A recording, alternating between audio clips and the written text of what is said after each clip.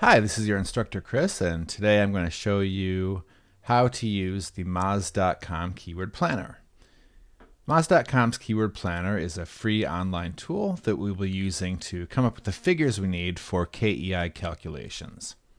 Note that the numbers that are generated by this free tool also come from Google. To get started, you'll need to register for Moz.com, and then you can log in using your email address and password.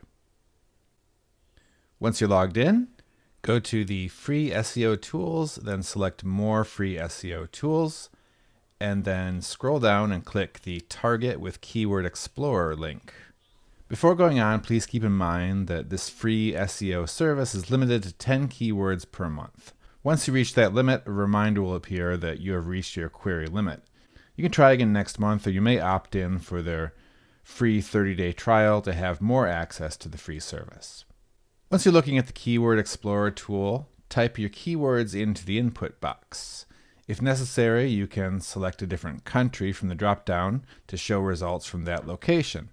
That would be useful, for example, if you're working for a business that's in another country. When done with keywords and location, click the Analyze button for the results. After a few seconds, scroll down to see the figures. If you see a No Available Data message here instead of expected numbers, then that's a good indicator that you need to try a different keyword. You can click on the See All Suggestions to go to a table view of all the suggestions. You can look these over and then you can sort by the monthly volume.